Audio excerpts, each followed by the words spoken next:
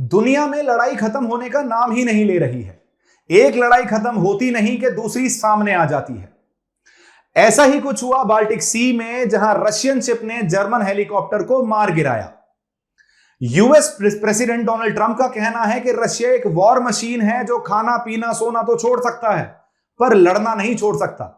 और रशिया ने भी ट्रंप की इस बात को सच साबित करके दिखाया है और अपनी 2.5 साल से चल रही रशियन यूक्रेन कॉन्फ्लिक्ट को और ज्यादा ब्रॉडन अप करते हुए जर्मनी को भी पार्टी बना लिया है।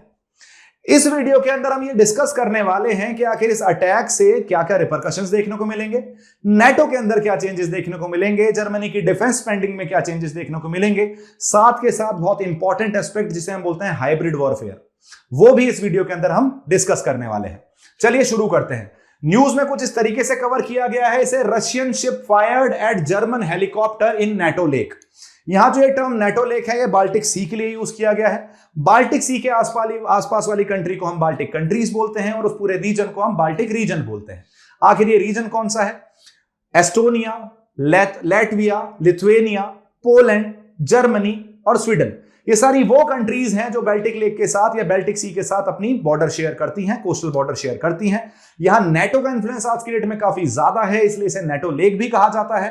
At a point of time यहां तक मॉस्को स्फीयर ऑफ इन्फ्लुएंस माना जाता था, इसलिए रशिया आज वापस इस जगह को डोमिनेट करने की कोशिश कर रहा है और नेटो के प्रेजेंस को नलीफाई करने की कोशिश कर रहा है और उसी की तरफ ये उसका एक अटेम्प्ट भी था।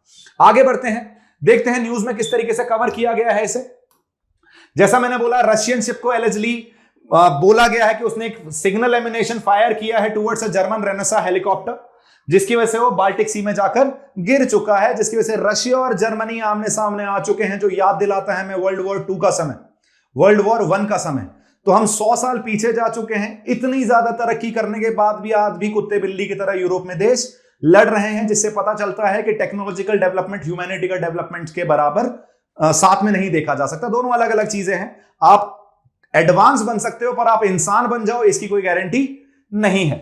फॉरेन मिनिस्टर जो है जर्मनी की, जिनका नाम है एनालेना बैरबॉक, उनका कहना है एक नेटो मीटिंग में कि जर्मनी मॉनिटरिंग बढ़ा रही है किसकी? बाल्टिक पाइपलाइंस की और केबल्स की, क्योंकि रशिया हाइब्रिड वॉरफेयर की तरफ मूव कर चुका है। अब वापस मैं रिपीट करना चाहूंगा, ये कन्वेंशनल वॉरफेयर की बात नहीं चल रही है। इस नेटो मीटिंग में फॉरेन मिनिस्टर ने यह कहा कि हमें हाइब्रिड वॉरफेयर का ध्यान में रखते हुए जो केबल्स हैं, जो नेटवर्किंग केबल्स हैं, उनका भी सर्वेलेंस इंप्रूव करना पड़ेगा। क्यों करना पड़ेगा वो हम वीडियो में आगे देखेंगे। अब ये जो रीजनल सिक्योरिटी है, ये जो अटैक हुआ, इससे रीजनल सिक्योरिटी पर क्या इंपैक्ट देखने को मिल सकता है, उस पर एक बार नजर डालते हैं। सबसे पहले समझिए हाइब्रिड वॉरफेयर और जो टेंशन एस्केलेट हो रही है cause of this hybrid warfare used by Russia. Signal emanation का यूज बाय रशिया यह बताता है कि किस तरीके से नेटो के प्रति उसकी एग्रेसिवनेस बढ़ती जा रही है, स्पेशली बाल्टिक रीजन में। आप वो एक पैसिव स्ट्रेटेजी ना अपना के अब एक प्रोएक्टिव और एक्टिव स्ट्रेटेजी अपना रहा है, असर्टिव स्ट्रेटेजी अपना रहा है, जहां वो डायरेक्टली मैसेज देना चाहता है रशिया कि किसी भी तरीके से मेरे अलावा इस रीजन में कोई और डोमिनेंट नहीं रहेगा, और अगर आप इस रीजन को डोमिनेट करना चाहते हो तो वो रशियन इंटरेस्ट के अगेंस्ट है और रशिया इससे बिल्कुल भी एग्री नहीं करता है। हाइब्रिड वॉरफेयर किसे कहते हैं? हाइब्रिड वॉरफेयर उन टैक्टिक्स को कहा जाता है जिसमें ट्रेडिशनल मिलिट्री एक्शंस के साथ साथ आपको साइबर अटैक्स, सैबोटाज, डिसइंफॉर्मेशन जैसी चीजें कंट्रीब्यूट करते हुए दिखते हैं। अब बेसिकली इसको इस तरीके से देखिए कि जो ट्रेडिशनल वॉरफेयर चल रहा था, जो कन्वेंशनल बैटलफील्ड पे लड़ाई होती है, वो तो है ही, साथ के साथ न्यूज रूम्स में लड़ाई चल रही है, साथ के साथ इंफॉर्मेशन की लड़ाई चल रही है, साथ के साथ साइबर वॉरफेयर चल रहा है, साथ के साथ आप एक ऐसा साइकोलॉजिकल इंपैक्ट देना चाहते हो सामने वाले को जिससे वो वॉर शुरू होने से पहले ही हार जाए, राइट? इससे मैं एक चीज बोलना चाहूंगा, ये ऐसा नहीं है कि हाइब्रिड वॉरफेयर आज से चल रही है, कौटिल्य के टाइम से चल रही है। कौटिल्य का कहना था कि सैबोटाज के लिए या किसी भी तरीके से स्पाइस की तरह राजा को साधुओं को यूज करना चाहिए, ब्राह्मण को यूज करना चाहिए। क्यों करना चाहिए? एक ब्राह्मण को दूसरे राजा के यहां भेजो, उससे बोलो, वो ब्राह्मण उस राजा को इंफॉर्मेशन देगा, जी तुम्हारा समय हो चुका है खराब, तुम आने वाली अगली वॉर हारने वाले हो। तो आपने साइकोलॉजिकली उतना बैकफुट पे डाल दिया उसे कि जब वो लड़ाई लड़ने जाएगा तो उसके दिमाग में ये रहेगा शायद मैं ये वॉर हारने वाला हूं। इसे भी साइकोलॉजिकल वॉरफेयर कहते हैं। तो this is not very new, आपको ये hybrid warfare since time immemorial चलता हुआ दिख रहा है, लेकिन आज की डेट में भी आपको वापस से पिक्चर में आता हुआ दिख जाता है।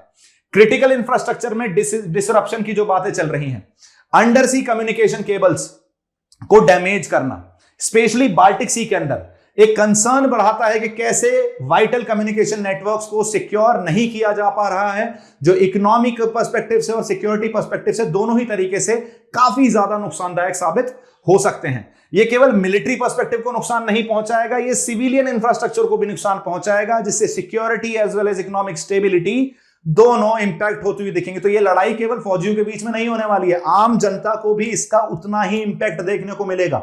ये कोई वर्ल्ड वॉर 1 या वर्ल्ड वॉर 2 नहीं है जहां बॉर्डर पे लड़ाई लड़ी जा रही है। यहां अगर आपकी वो कम्युनिकेशन केबल कट गई तो शायद आप मेरे को भी ना सुन पाए, क्योंकि आपके पास इंटरनेट नहीं रहेगा। स्पेशली ये बात अप्लाई होती है जर्मनी और ईयू के लोगों के ऊपर। आगे बढ़ते हैं, रीजनल सिक्योरिटी पे बाकी क्या देखने को मिलता है कि आपको पता होना जरूरी है, यह भी समझना जरूरी है कि बाल्टिक सी जो है वो नेटो डिफेंस के लिए बहुत ज्यादा इंपॉर्टेंट रीजन है और रशिया यहां अपना इंफ्लुएंस बनाए रखना चाहता है, और अगर उसका जो लूज आउट हुआ है पिछले 25-27 सालों में उसे वापस मेंटेन करने की कोशिश करता है। क्योंकि रशिया का कहना है कि प्री 1997 वाली ट्रीटी पे जाओ भाई, जो जितने नाटो मेंबर्स हैं 1997 से पहले उतने ही नाटो मेंबर्स रहेंगे, बाकियों को मैं नाटो मेंबर कंसिडर नहीं कर सकता क्योंकि ये मेरे सिक्योरिटी सिनेरियो के अगेंस्ट जाता हुआ दिखता है। रशिया का एक्शन, जैसा उन्होंने सैंक्शंस को अवॉइड कर लिया of course through with the help of China and India, साथ के साथ जर्मन एयरक्राफ्ट पे फायरिंग करना, यह बताता है कि नेटो का प्रेजेंस किस तरीके से एक चैलेंज है और सिक्योरिटी कंसर्न्स को बढ़ाता हुआ दिखेगा आपको बाल्टिक रीजन के अंदर, जो एक मेजर इशू बन सकता है। पावर डायनेमिक्स आपको शिफ्ट होते हुए दिख सकते हैं यूरोप के अंदर। कैसे? रशिया के थ्रेट की वजह से यूरोपियन नेशंस को रीअसेस करना पड़ रहा है अपनी डिफेंस पॉलिसीज को। उनका मानना है कि किस तरीके से मिलिट्री कोऑपरेशन को बढ़ाने की जरूरत है बिटवीन डिफरेंट यूरोपियन नेशंस, और साथ के साथ अपनी डिफेंस स्पेंडिंग भी बढ़ाने की जरूरत है, सो दैट आने वाले जितने भी आपको चैलेंजेस आने वाले हैं, जितने भी अटैक्स होने वाले हैं, उनको बेटर तरीके से काउंटर किया जा सके। कहीं ना कहीं ये जो सिक्योरिटी कंसर्न्स हैं ये फोर्स भी करेंगे यूरोपियन कंट्रीज को कि वो स्ट्रॉन्गर टाइज बनाए विद इन नेटो।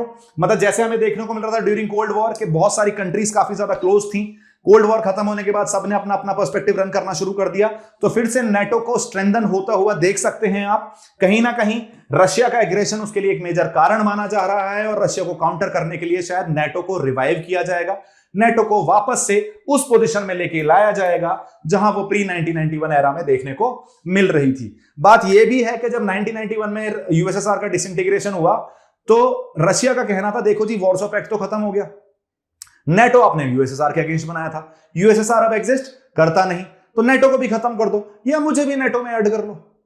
तो ना तो यूएस ने रशिया को नेटो में ऐड करा, ना ही नेटो को खत्म करा, जिसकी वजह से रशिया की इनसिक्योरिटी हमेशा बनी रही। और उसी का कारण आज आपको देखने को मिल रहा है कि रशिया यूक्रेन कॉन्फ्लिक्ट और ये पहुंच चुकी है जर्मनी।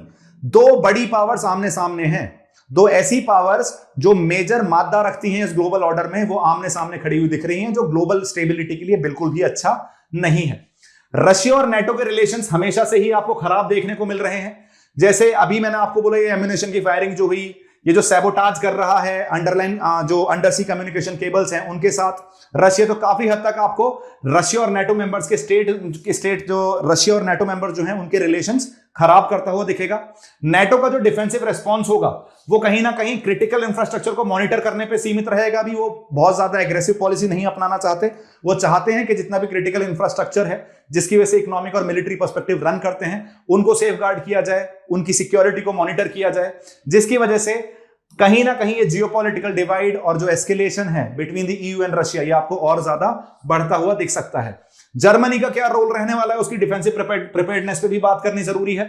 आपको यह समझने की जरूरत है कि जर्मनी ने अपने डिफेंस मेजर्स इंप्रूव करने शुरू कर दिए हैं, उनके जो इंफ्रास्ट्रक्चर का जो प्रोटेक्शन है, जो सिक्योरिटी सिनेरियो है, उसे इंप्रूव करना शुरू कर दिया है।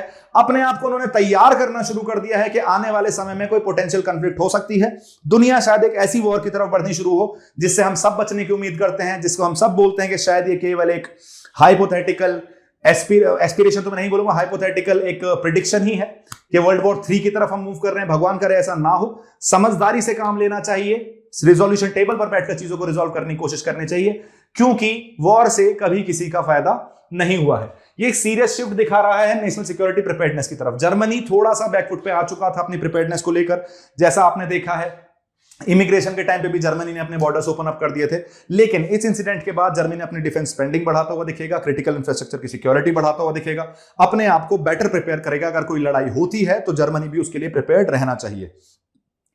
बॉम्ब शेल्टर्स के प्लान बनाए जा रहे हैं कि इन फ्यूचर अगर लड़ाई होती है तो बॉम्ब शेल्टर्स चाहिए सिविलियंस को बचाने के लिए, तो जर्मनी के अंदर बॉम्ब शेल्टर्स बनाए जा रहे हैं। डिफेंस रेडीनेस को इंप्रूव किया जा रहा है। जर्मनी के ये सारे प्रोएक्टिव स्टेंट्स बताते हैं कि जर्मनी पूरी उम्मीद लगा के बैठा है कि फ्यूचर में हाइब्रिड और मिलिट्री वॉरफेयर की पूरी चांसेस हैं, तो जर्मनी तैयारी में लग चुका है। अब हमें यह देखना है कि ये तैयारी सही डायरेक्शन में ना जाए, किसी भी तरीके से ये लड़ाई की तरफ ना बढ़े चीजें, क्योंकि अगर वो प्रिपेयर करेगा तो हो सकता है वो बाद में एक प्रोएक्टिव अप्रोच भी अपना ले, जिसे हम अवॉइड करने की कोशिश करेंगे। इंटरनेशनल रिलेशंस में बाकी का इंपैक्ट देखने को मिल सकता है आपको। जो ओवरऑल ग्लोबल सिक्योरिटी आर्किटेक्चर है उसमें आपको एक डिफिकल्टी, उसमें आपको चेंजेस देखने को मिल सकते हैं उस आर्किटेक्चर में।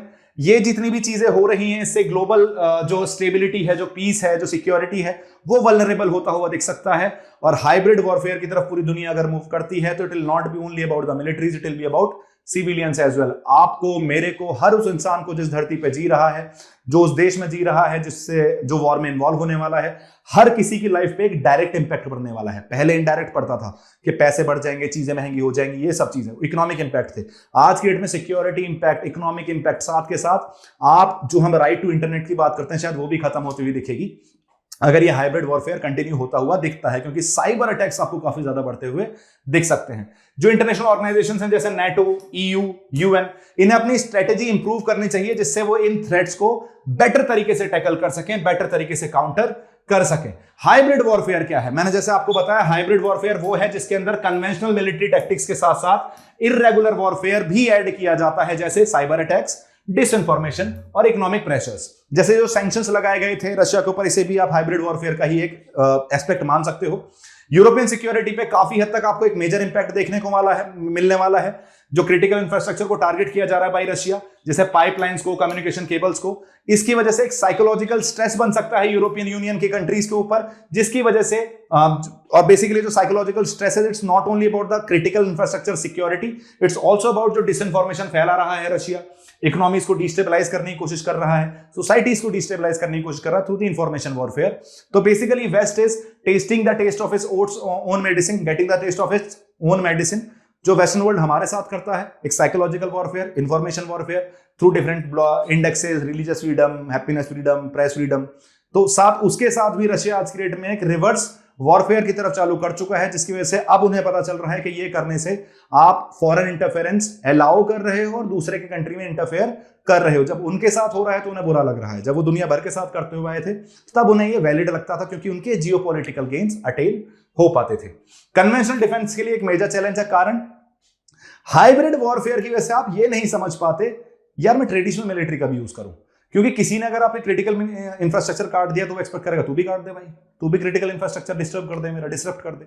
आप इसमें आप ये कंफ्यूजन पॉइंट हो जाता है कि ट्रेडिशनल मिलिट्री अटैक कब करना है, तो एक कंफ्यूजन स्टेट में आप रह पाते हो अगर आप कहीं ना कहीं हाइब्रिड टैक्टिक्स में रहते हो। जैसे यहां लिखा है हाइब्रिड टैक्टिक्स ब्लर कर देती हैं उन लाइनों को जो वॉर और पीस को डिफाइन करती हैं। ये नेटो के लिए डिफिकल्ट हो जाएगा कि भाई ट्रेडिशनल मिलिट्री फोर्स के साथ कब रेस्पॉन्ड करें, जब ये सारी चीजें आपको होती हुई दिख रही हैं। नेटो रिलेशंस में आपको देखने को मिलेगा कि रिलेशनशिप स्ट्रेंथन होता हुआ दिखेगा, जैसे मैंने आपको ऑलरेडी बताया। जो कलेक्टिव डिफेंस के पर्सपेक्टिव हैं वो आपको पिक्चर में आते हुए दिखेंगे। नेटो कंट्रीज आपको साथ में आती हुई दिख सकती हैं रशिया को टैकल करने के लिए। साथ के साथ जब अटैक्स की वजह से टेंशन बढ़ती है तो नेटो की यूनिटी भी आपको बेटर होती हुई दिख सकती है और उनका रेजिलियंस भी आपको बेटर होता हुआ दिख सकता है।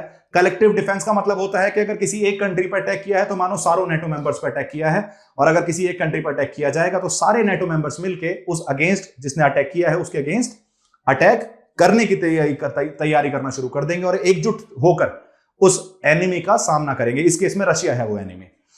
डिफेंस स्ट्रेटेजीज अपनाने की जरूरत है, इंटीग्रेटेड डिफेंस स्ट्रेटेजीज अपनाने की जरूरत है। मतलब कि आपको मिलिट्री, साइबर, इकोनॉमिक रिस्पॉन्सेज के लिए तैयार रहना चाहिए, जॉइंट मिलिट्री एक्सरसाइजेस करानी चाहिए, डिसइंफॉर्मेशन कैंपेन्स रन करनी चाहिए, कहीं ना कहीं साइबर सिक्योरिटी के लिए साथ मिलकर काम करना चाहिए, जिससे कंबाइनली और यूनिफाइड तरीके से आप रशियन थ्रेट को काउंटर कर सको। डिफेंस स्पेंडिंग को बढ़ाने की जरूरत है। जैसे जर्मनी ने कुछ डिफेंस स्ट्रेटेजीज अपनाई है, उसने अपनी डिफेंस स्ट्रेटेजी बढ़ा दी है, डिफेंस स्पेंडिंग बढ़ा दी है, अपनी मिलिट्री कैपेबिलिटीज को इंप्रूव करने की कोशिश कर रहा है, वो काउंटर इंटेलिजेंस स्ट्रेटेजीज को इंप्रूव करने की कोशिश कर रहा है और साथ के साथ साइबर सिक्योरिटी को भी इंप्रूव करने की कोशिश कर रहा है। क्रिटिकल इंफ्रास्ट्रक्चर की सिक्योरिटी पे उसने प्रायोरिटी दी है, जो मैं ऑलरेडी डिस्कस कर चुका हूं। तीसरी चीज, कहीं ना कहीं सिविल डिफेंस मेजर्स के लिए उसने बॉम्ब शेल्टर जैसी चीजें बनानी शुरू कर दी हैं कि इन फ्यूचर में अगर वॉर होती है तो सिविलियंस को तो एटलीस्ट प्रोटेक्ट किया जा सके। इंटेलिजेंस और सर्विलेंस जो है इस रीजन के अंदर, स्पेशली बाल्टिक रीजन के अंदर, जर्मनी बढ़ाता हुआ दिखेगा। ये जर्मनी की स्ट्रेटेजी है to counter the Russian impact, लेकिन कहीं ना कहीं इन सबसे आपको चीजें और ज्यादा एस्केलेट होती हुई दिख सकती हैं, चीजें रिजॉल्व होती हुई नहीं दिख रही हैं। इस सारी इंफॉर्मेशन के बेसिस पे आपके सामने ये सवाल है, 250 वर्ड्स में आपको ये अटेम्प्ट करना है based on the information I have given you in this video.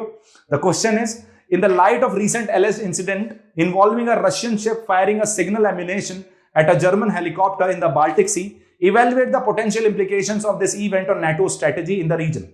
How might this incident, along with the increased hybrid warfare tactics and infrastructure attacks, influence Germany's defense and security policies, particularly in relation to its preparation for the potential conflict with Russia?